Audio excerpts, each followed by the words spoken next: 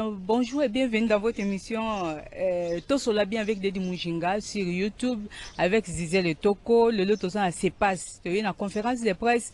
Il y a un collectif, il y a des défenseurs, il y a un pays à Grand Lac. Il y a un haine ethnique, na racisme, ma kota la livre oyo Charles Nana Pibiaki, balobi na kati, ezali ko propager to pe ko tinda pena batu ba inabikolo mususu et puis bazali côté mais comment tata mokonzi ekolo aboyaka yango abiba batuti baza bandeko na biso toza na guerre na batuti te toza na guerre na ba mapinga ya Paul Kagame tata mokonzi ekolo Congo de Mongatika boyaki yango maître Thomas Gamakola lobaki on a kati bonandaki bien na loboko yanga ya mobali tope ya mwasi naza na mwa mboka Thomas Gamakola na biki za première fois to yamba plusieurs fois na plateau ya ko expliquer daté plutôt du 23 avril 1911 dossier à question qui est plus explosif que tous les volcans de l'Est réunis.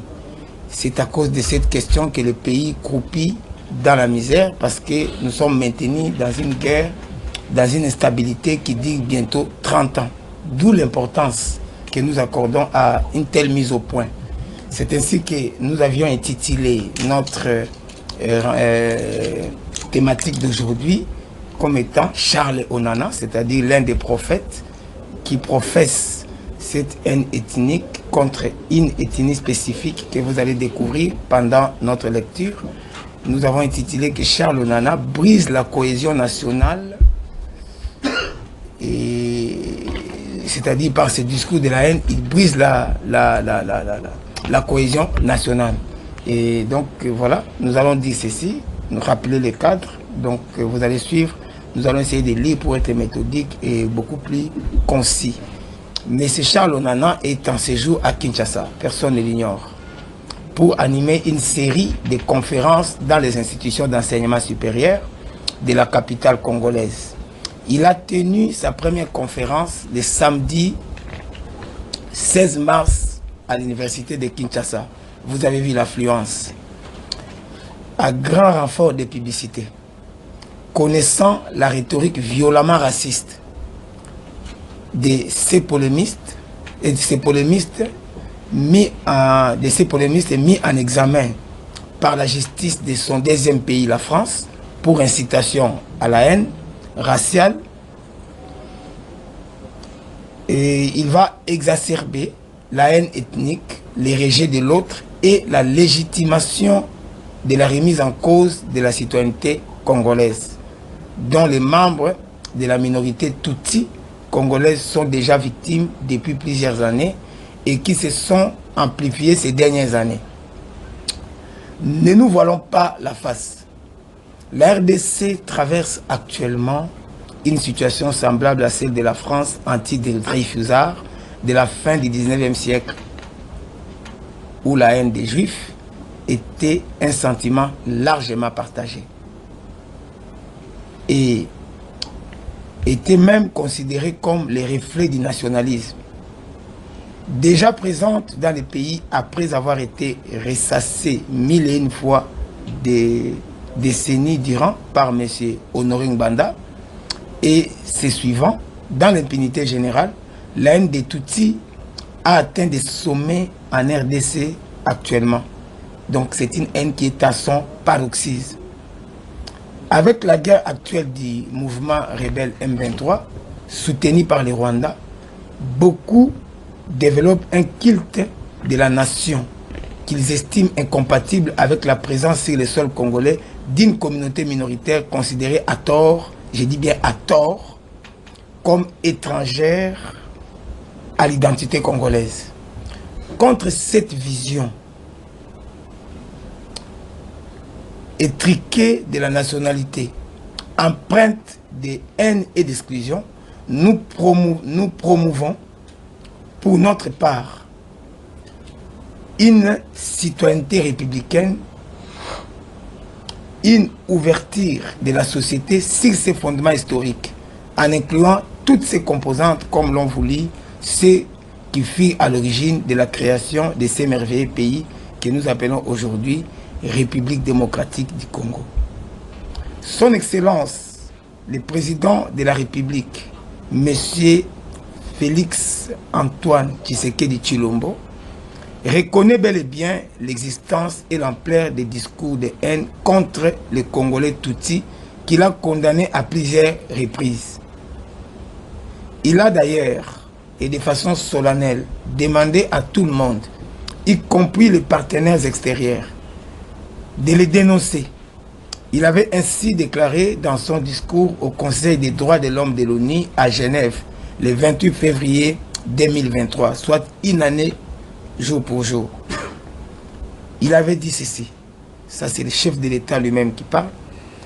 Quant au discours de haine contre nos compatriotes Tutsis congolais, mon gouvernement reste ferme contre tout individu ou groupe d'individus qui tiendrait de tels discours et réitère sa demande à toute personne, organisation ou partenaire extérieur de les dénoncer.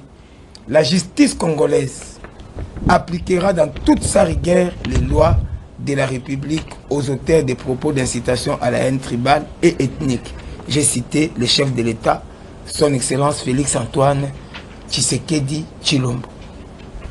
Dans ces conditions, à quoi l'invitation du diffuseur pentaté de la haine anti-Tutsi dans les pays? À quoi rime, disons, voudrais-je dire, anti-Tutsi dans les pays? Qui a supporté cette tournée?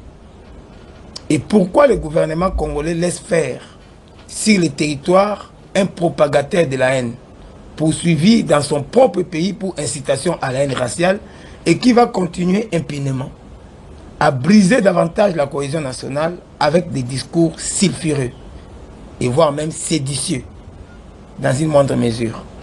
En effet, la série de conférences de Charles Onana tourne autour, parce qu'il est venu même avec son éditeur. Mais ce livre, nous l'avons démontré à plusieurs reprises, est un véritable bréviaire de la détestation des Tutsis, une bible de la haine pour ceux qui ont fait de l'animosité à l'égard des Tutsis leur religion. En effet, le livre de M. Onana est structuré autour de 3 thèses. Pour vous épargner la peine d'aller lire, c'est structuré autour de 3 thèses, à savoir le déni de la nationalité congolaise de Banyamulenge, qui sont ainsi présentés comme des dangereux usurpateurs de la citoyenneté de la RDC. Deuxième axe de son livre, l'imputation de manière globale de tous les crimes commis au Congo, au Banyamulenge et à leur soutien rwandais. Troisième pôle autour desquels tourne son livre, c'est l'accusation des Banyamulenge d'être les auteurs d'un complot visant à détruire le Congo. Ces accusations à détruire le Congo, c'est-à-dire les fameux complots imaginaires de l'Empire Imatouti, la balkanisation et tout ça. Ce sont les 3 axes autour desquels tourne son fameux livre qui n'est qu'un livre, comme dit mon aîné, pamphlétiste. C'est comme ça qu'il appelle, en fait, c'est un pamphlet contre une ethnie. Ces accusations ne reposent sur aucun argument sérieux de la part de l'auteur et sont la conséquence d'un concentré de mensonges, d'ignorance et de la volonté de manipulation de la part de M. Onana. Le premier point, parce que je vais aborder le premier point qui est plus ou moins juridique, c'est autour desquels tourne son livre, c'est le déni de la nationalité des Tutsis congolais et Banyamulenge. Vous allez voir que nous avons ajouté Tutsi congolais parce qu'en réalité, lui, il confond même Banyamulenge et Tutsi de façon générale. Parce que pour lui, Banyamulenge, dans son ignorance, c'est un terme générique qui inclut tous les Tutsis, alors que lorsque nous, les chercheurs et les experts des Grands Lacs, nous penchons sur la question Banyamulenge et Tutsi, si on s'étendait là-dessus, on peut vous donner tout un tas d'informations qui vous montreront qu'il y a quand même quelques différenciations à faire dans ces termes. C'est pas pour rien qu'il y a un terme Banyamulenge, il y a un terme Tutsi et tout ça. Mais lui, il confond les tout. Mais qu'à cela ne tienne, là n'est pas la question. Mais déjà, je vais citer des strophes de son fameux pamphlet, la page 246 et 261. Qu'est-ce qu'il dit, lui, dans sa compréhension des pseudo-chercheurs? il dit ceci. 1. Tout commence en 1971. Donc pour lui, la nationalité des Banyamulenge commence en 1971. Il dit tout commence en 1971. Ça, je le cite lui-même. Lorsque le président Mobutu signe l'ordonnance numéro 71/020 du 20 mars 1971, ainsi libellée. Les personnes originaires du Rwanda-Urundi établies au Congo à la date du 30 juin 1960 sont réputées avoir la nationalité zaïroise à la date susdite. Ce texte devient immédiatement l'acte fondateur du droit à la nationalité accordé aux réfugiés. C'est comme ça qu'il appelle les Banyamulenge, originaires du Rwanda et du Burundi au Zaïre. Il faut rappeler qu'il y avait des Hutus et des Tutsis venus du Rwanda et du Burundi à cette période-là, au Zaïre. C'est ainsi que ceux qui se font appeler Banyamulenge, c'est entre parenthèses, Tutsis venus du Rwanda et ou du Burundi, vont obtenir massivement la nationalité zaïroise. Ça, c'est selon lui. Donc, déjà, même les numéros de l'ordonnance, en tout cas de mémoire comme ça, je sais que c'était un 15 novembre 1971. C'était pas un 20 mars. Mais déjà, vous voyez, quand vous venez dans un pays d'autrui, pensant connaître mieux que les nationaux, ayant appris le Congo dans les livres, dans les bibliothèques et dans les ragots qui se racontent, on n'est pas expert, on vient comme ça se hasarder dans une histoire qui est tellement technique. Et il cite encore, juste pour lui, donc la nationalité part de 1971, et puis il dit, le constat de ces derniers est, dès 1994, sans appel, les Banyamulenge constituent, donc lui c'est lui qui dit, il dit, les Banyamulenge constituent un volcan, les Banyamulenge, donc sous-entendu tous les Tutsis, constituent un volcan en activité sur lequel est assis le peuple zaïrois et attendu que tout autochtone ne les accepte pas comme zaïrois, car ne s'étant jamais comporté comme zaïrois. Sauf, je ne sais pas qu'est-ce que lui entend par se comporter comme zaïrois. Il y a un comportement zaïrois. Sauf pour les naïfs et leurs complices. Il est impératif et nationaliste de leur retirer la qualité des zaïrois qui se sont appropriés. Ça, c'est à la page 261. Je le cite. C'est vrai que cette phrase est un peu sibylline, puisqu'il y a des fautes fondamentales de grammaire qui peuvent les rendre flous. Mais pour résumer sa pensée ici, c'est que ces gens-là n'ont jamais été reconnus comme zaïrois par les autochtones, et donc même leur comportement les prouve. Ils n'ont pas le comportement des zaïrois. Ils suggèrent donc qu'on devait les leur retirer. Mais qu'est-ce que nous pouvons en dire? Il devient même écœurant de voir que jusqu'en 2024, c'est-à-dire en plein 21e siècle, la RDC passe son temps dans ces débats de bas étage et est ainsi le seul pays au monde qui s'empoigne contre tout bon sens des décennies durant sur la citoyenneté d'une partie, je dis bien une partie infime, je ne sais pas s'ils sont plus d'1 million dans les 120 millions que nous sommes, si une partie de ces citoyens dans le but de les exclure de la nationalité, de la nation commune. Ici, contrairement aux affirmations mensongères de Charles Onana et d'autres extrémistes qui partagent ces faussetés, nous appelons le peuple congolais à se hisser au niveau de son ambition de grandeur. Puisque de toute façon, la nation, c'est de vouloir vivre ensemble. Ça se constitue, c'est une réalité sociopolitique. Ce n'est pas une réalité raciale, ni d'habitude, ni de comportement. C'est ainsi que nous invitons le peuple congolais à se hisser au niveau de son ambition de grandeur, en se rappelant deux réalités majeures dans la gestion de la question nationalitaire. Question d'État. C'est le cas lorsque l'ancienne colonie du Congo belge devient un pays indépendant, la RDC. L'État successeur, c'est-à-dire la RDC, hérite de l'État prédécesseur, la colonie du Congo belge, tout son territoire, ça c'est de 1, c'est un principe, de 2, toute sa population, ainsi que son passif et actif économique. Ensuite, il y a un deuxième principe qui devait nous guider, c'est qu'il y a le principe d'intangibilité des frontières, hérité de la colonisation Ce qui implique également l'intangibilité des populations héritées de la colonisation. Ça veut dire que les gens qui étaient là, pour faire simple, à l'État belge, après la succession de l'État du Congo belge par la République démocratique du Congo, les personnes qui étaient considérées comme sujets de cet État deviennent des sujets du nouvel État qui se crée automatiquement et ils ont droit à la nationalité congolaise d'origine. Puisque l'origine du Congo c'est 1960. Vous comprenez? Ça ne devait même pas en principe poser problème. Alors d'où la question.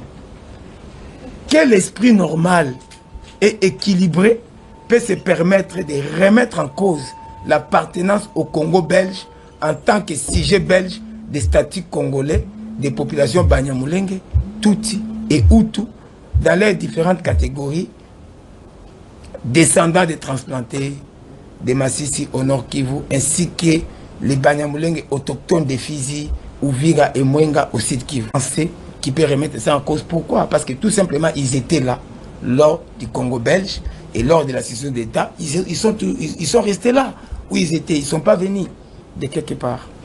Concernant les Hutus et les Tutsis autochtones des Rutshuru, nous pouvons citer quelques documents de l'époque qui établissent sans la moindre possibilité de doute quelle population habitait cet espace lors de l'arrivée des colonisateurs. Citons à titre d'exemple, au terme de 3 ans, 1994, c'est-à-dire dans la période de 1904 à 1906, des récoltes de données sur les mœurs des habitants de la région des volcans. Le lieutenant G. Vervloet, c'est un nom flamand, ça me complique un peu, c'est Vervloet, écrit au sujet des groupements de Busanza et Jomba. Il écrit ceci. Les groupements de Busanza et Jomba, c'est dans le Nord Kivu, dans le territoire des Rutshuru. Alors, il écrit à propos des populations qui les composaient, des habitants qui composaient. Il était déjà autorité à cette époque-là. Il écrit: la population est beaucoup plus dense chez les Bahutu, entourant immédiatement les volcans, alors que ces derniers subissent plus directement l'influence politique des Watusi, que nous appelons Tutsi. Ils sont groupés en assez gros villages. Les champs s'étendent fort loin sur les flancs des montagnes. Les haricots, les petits pois, les ricins sont remisés dans les gros paniers cylindriques de 1,50 m de hauteur sur 70 à 80 cm de large. Les sorgho, les lésines non décortiquées, stockées dans des greniers plus larges. Et enfin, les patates douces. Ça, c'est Vervloet qui les cite. Et dans quel ouvrage? Aux sources du Nil, dans la région des volcans, du lac Albert-Édouard et du Wenzori. Zone de la Rutshuru, Beni, Congo belge, in bulletin de la Société royale belge de géographie, volume 34, numéro pas, dans les pamphlets de Nana.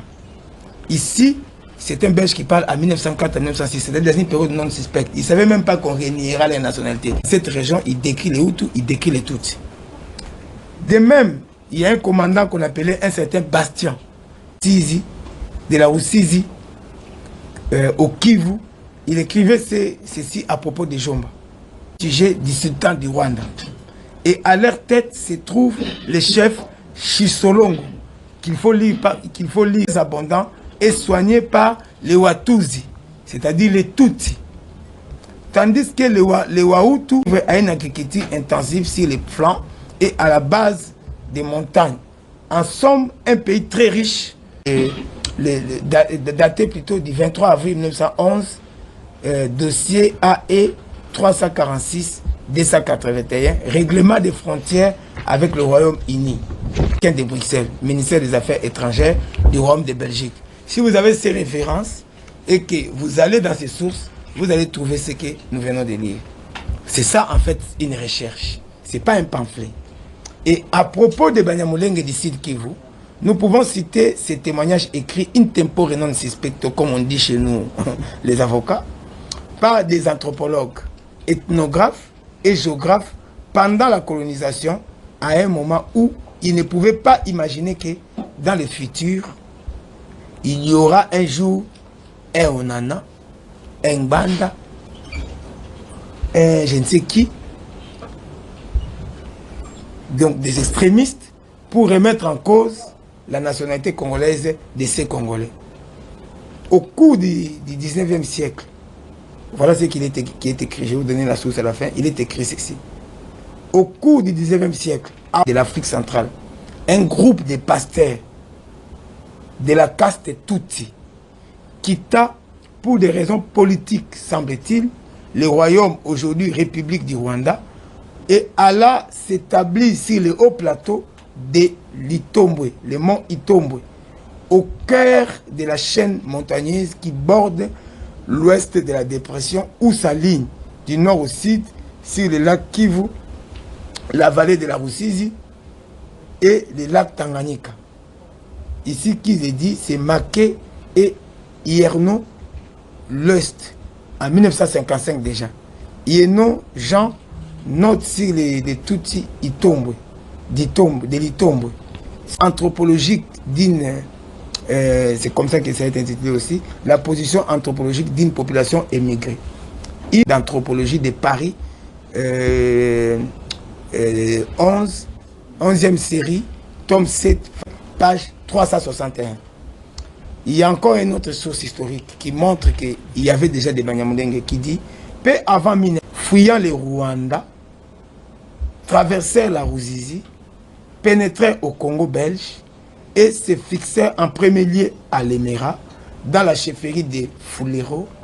Les descendants de ces émigrés gagnèrent la chefferie de Vira et y fondèrent le village de Galié, Munanira, Kishembwe et Kalonge Kataka, au-dessus les descendants de ces immigrés gagnèrent la chefferie de Vira et il faut à l'époque on disait les Rwandais, d'après ceux qui les ont découverts. Ils disaient ça ne donnait pas lieu aux réactions. Les Rwandais ont en effet orienté leur activité pastorale vers les plateaux en dehors du champ d'intérêt de l'agriculture de leur immense troupeau. 11 000 têtes bovins actuellement, au moment où il écrivait. Occidental du lac Tanganyika, Académie royale des sciences coloniales, 1959, c'est là où l'étude a été publiée. Enseigne sur la présence des populations Tutsi dans cette région d'Ouvira, des actuels territoires d'Ouvira, qui a publié une étude en mars 1933 et qui reconnaît l'existence parmi les peuples de son territoire des femmes. Ils abandonnèrent leurs milliers d'origine pour échapper aux cruautés de leur roi Kahindiro. Ils étaient conduits par Bigimba, l'installation et le pâturage de leurs nombreuses bêtes.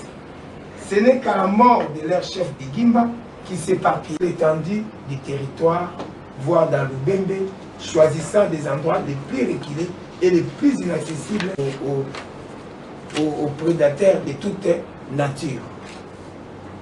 Luns 802, voir Monseigneur Alexis Kagame, c'est lui qui l'a écrit, un abrégé depuis près de 2 siècles, plus de 2 siècles, tenez-vous bien, plus de 2 siècles, donc 4 Belges et 2 Congolais non Banyamulenge ont eu le mérite en 1966 dans une publication de la direction du professeur Philippe Rentgens et Stéphane Marise.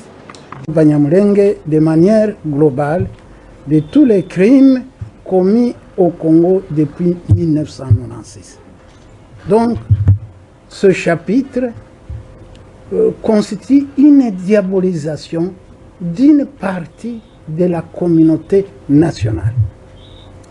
Et M. Onana, je ne sais pas si c'est par ignorance ou par mauvaise foi, mais en tout cas nous penchons vers la mauvaise foi. Il dit ceci, on va les citer encore, on va citer deux points. Il dit, dans ce pays, la défense des droits des Tutsis ou Banyamulenge s'exprime et passe en général par les massacres de masse, les viols des femmes, les coups de pilon sur les bébés enfoncés dans les mortiers et l'extermination à l'arme lourde. C'est la page 314. Deuxième citation de son livre, il dit comment comprendre que plus les Banyamulenge obtiennent des avantages et des nominations au niveau les plus élevés de l'armée, du gouvernement et même du Parlement, plus ils combattent les institutions congolaises, complotent contre l'État, massacrent et terrorisent les populations. C'est à la page 320. Notre point de vue au niveau du collectif, la vérité est que depuis 1993, je m'excuse, merci, de nombreux groupes armés pullulent à l'est du pays. Ils sont officiellement 266 aujourd'hui, selon le gouvernement congolais même. La grande majorité sont congolais et 14 sont étrangers, dont les FDLR, ADF, Redi Tabara. FDLR et ADF, c'est au nord Kivu. Redi Tabara, c'est au sud Kivu, et les FNL, ce sont des rébellions burundaises. Et les deux autres sont rwandaises. Non, ADF et Ougandais. ADF et Ougandais, bien sûr. Bien sûr. Aujourd'hui, on commence à y intégrer d'autres combattants, d'autres nationalités. Tous ces groupes armés rivalisent d'atrocités et causent d'indicibles souffrances aux populations civiles. Onana n'en parlait pas. Onana n'en parlait pas du tout. Pour lui, il n'y a qu'un seul responsable, le Tutsi, qu'il soit étranger ou congolais, comme les Banyamulenge. Onana ne pipe mot sur les FDLR, la milice rwandaise composée d'anciens génocidaires au Rwanda, auteur de nombreux massacres chez nous, ici au Congo. Il y a des rapports complétés, plus de 100 civils tués par les rebelles rwandais. On a des sites qui sont dans les documents ici. On en a ne dit mot sur les différents groupes armés de l'Est du Congo, comme les Maï Maï, Mazembe qui massacrent les Hutus congolais. On a des données ici, 25 civils Hutus décapités à la machette dans une attaque à caractère ethnique. Ceci a été reporté par le Parisien. On ne va pas citer toutes les sources ici. 8 morts dans une attaque des miliciens Hutus contre une école et bien d'autres. La province de l'Ituri est, avec le territoire de Beni au nord Kivu, le souffre-douleur de la République. Pour ne prendre que les événements les plus récents, nous pouvons citer le 16 février 2024, c'est récent, 15 personnes ont été enterrées vivantes à Talisingo, en territoire de Djougou, dans la province de l'Ituri. Ceci encore, excusez, la machine. En février 2020, l'ONU, parlant d'un possible génocide en Ituri, plus de 700 morts. L'ONU évoque des possibles crimes contre l'humanité. Tout ça, Onana ne dit rien. Et l'ONU affirme et dit qu'il y a eu même un génocide en Ituri. Onana ne dit rien. Depuis lors, la situation n'a pas changé. En janvier 2023, l'ONU se faisait l'écho de plus de 200 civils qui ont été tués au cours des 6 dernières semaines en Ituri, dans une série d'attaques menées par des groupes armés non étatiques qui ont également détruit 2000 maisons et démoli 80 écoles. Des centaines de morts et des centaines de milliers de déplacés dans ces attaques. Tout ça, Onana ne dit rien.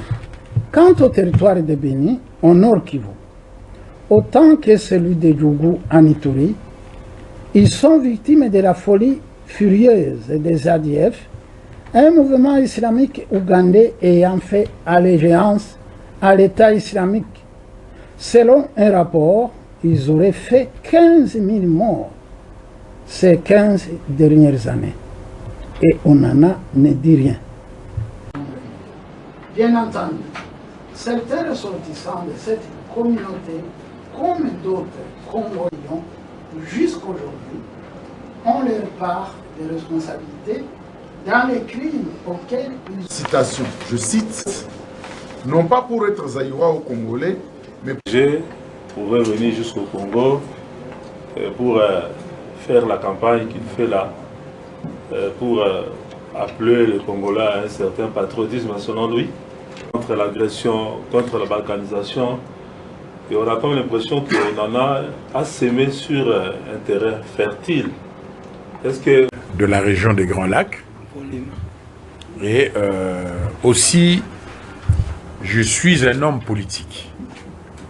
Pour votre information, j'ai dirigé la fédération de l'UDPS dans les années 80 jusqu'en 88. Et le président Fachi était parmi mes jeunes militants qui me soutenaient dans mon action politique. Et quand je dirigeais la fédération de l'UDPS Benelux, je me suis intéressé à la problématique Banyarwanda, parce que quand vous lisez qui est à l'origine de la création de l'UDPS, il est question de constituer, de créer une cohésion nationale.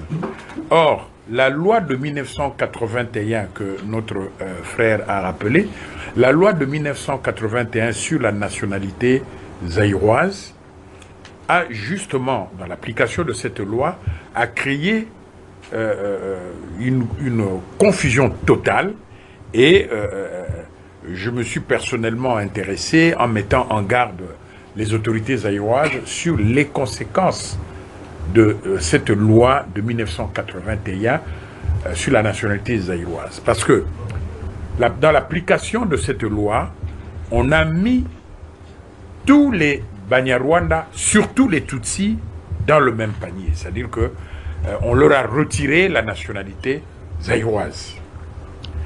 Or, je vous ai dit au début que dans la problématique Banyarwanda, il faut distinguer trois groupes.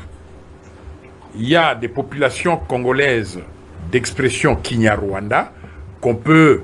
Je n'aime pas beaucoup ce concept de Congolais de souche, parce que c'est un concept absurde et ridicule, mais pour satisfaire une certaine opinion, on peut dire que, on peut affirmer, on affirme qu'il y a des Congolais de souche d'expression Kinyarwanda, puisque Léopold II, quand il a acquis sa propriété en 1885 à la conférence de Berlin, il a identifié sur sa propriété des Watutsi et des Wahutu. J'ai donné, tantôt là, avant de commencer la conférence, j'ai donné à des frères qui étaient là, une référence que vous pouvez trouver sur Google, une référence, une publication du musée de Tervuren de 1904.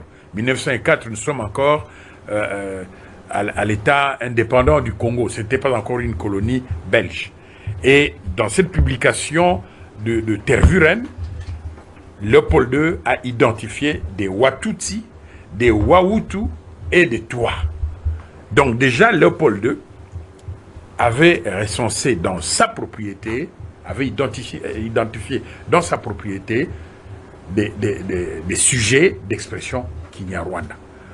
Bon. Pour donner une parallèle, vous savez qu'au Katanga, il y a par exemple la chefferie de Bayeke. La chefferie de Bayeke a été créée par Moussiri. Moussiri fut un esclavagiste tanzanien. Il est arrivé au Katanga comme esclavagiste, il avait ses militaires, tout ça, il s'est imposé et il a créé cette chefferie de Bayeke. Les Bayeke, ça a été créé après l'arrivée des éleveurs du Rwanda, qui sont venus du Rwanda pour s'installer sur les plateaux d'Itombwe, non loin de la colline de Mulenge. Donc, ces éleveurs venant du Rwanda, les Tutsis, sont arrivés au XVIIIe siècle sur les plateaux d'Itombwe. Et c'est Léopold II qui les a sédentarisés, puisqu'il les a trouvés là. Et vous savez que pendant la période précoloniale, avant l'arrivée des Européens en Afrique, les Africains ne connaissaient pas de frontières. Il n'y avait pas de frontières. Je réponds indirectement à une question là, où on me demandait de déterminer les limites du royaume du Rwanda.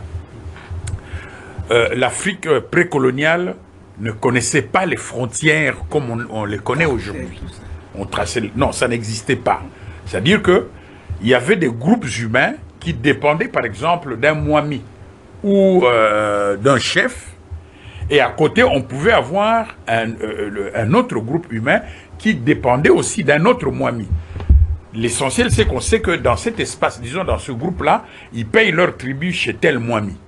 Et que c'est le Mwami du Rwanda, vous allez par exemple dans le Nord Kivu, les Houndé, vous trouvez les Houndé, les Banyarwanda, tout ça là, qui vivaient pendant l'époque précoloniale presque dans les mêmes espaces, mais chaque entité pouvait dépendre soit du Mwami du Rwanda ou du Mwami des Houndé, et ainsi de suite. Et c'est ainsi d'ailleurs, la langue Houndé ou le Chi, la langue Chi, Fulero, ce sont des langues apparentées au Kinyarwanda, parce que le Rwanda à cette époque était une puissance politique et économique avant l'arrivée des colonisateurs européens, et c'est une communauté, disons c'est un royaume qui avait tendance à étendre son influence autour, disons, dans la région des Grands Lacs. Donc les frontières fixées comme aujourd'hui, ça n'existait pas à cette époque. Et Onana est venu intoxiquer les jeunes. Troisième paragraphe de notre document, vous le verrez. On va le nettoyer juste après, dans 2 heures peut-être vous aurez ça. On a cité le chef de l'État dans ses discours de dénonciation, justement de ces discours de haine. Et nous avons terminé par ceci. Nous appelons à tous pour le soutien au gouvernement et à nos forces armées. Seule la cohésion nationale nous permettra de faire face à toutes les menaces à la nation. Malheureusement, on en a fait le jeu de l'ennemi et se pose comme son allié objectif et stratégique. Qui est ce Congolais qui ne peut pas comprendre que nous diviser? En fait, c'est quoi? Tout ce qu'on a dit ici, vous aurez le document, des références. Les Tutsis de Rutshuru, de Massissi, les Hutus de Rutshuru et de Massissi, les Banyamulenge au Sud Kivu, le Congo les a trouvés au Congo. Et quelqu'un comme Onana, il dit, non, il faut les chasser du Congo. Mais Onana est en train de détruire le Congo. Quel est ce Congolais qui ne comprendrait pas ça? Et de l'autre côté, vous suivez, vous êtes des médias. Je crois le 15 du mois passé, moi je suis co-signataire d'un document qui a mis en garde le Rwanda pour dire non, on ne vous a pas demandé de parler en notre nom. Alors c'est comme si ces communautés Tutsi, Banyamulenge, vous êtes en train de les pousser entre les mains du Rwanda. Et donc vous êtes en train d'aider le Rwanda à avoir des arguments diplomatiques justement pour sa guerre. Et donc nous répétons ici, nous le disons aux jeunes, s'il le faudra, on va passer partout où il est passé. S'il le faudra, on doit passer partout où il est passé, justement pour désintoxiquer la communauté congolaise, intoxiquée, s'il est permis de répéter, intoxiquée par Onana, en divisant les Congolais. Et quand nous sommes divisés, n'importe quel voisin va nous assaillir et nous vaincre. Mais quand nous serons unis, toutes les communautés, on se met à... Il n'y a pas vraiment à reprocher sur l'ouvrage, mais j'avais simplement une question à lui poser. Si la solution sécuritaire de l'Est de la nation se trouve intérieurement ou extérieurement. La solution c'est interne ou bien externe. Moi je trouve que la solution sur le problème sécuritaire à l'Est de la nation c'est interne. Nous-mêmes on doit se prendre en charge pour lutter contre ce phénomène qui est dans l'Est de la nation. Et on a une conférence, puis on a sepelé qui m'a cassé na intervention à papa Charles Onana à la kisi ba congolais ke bango moko bali na bokasi ya kosilisa makambo leka na est ya mboka bana bokasi ya ko sukisa pasio yo ba mama bande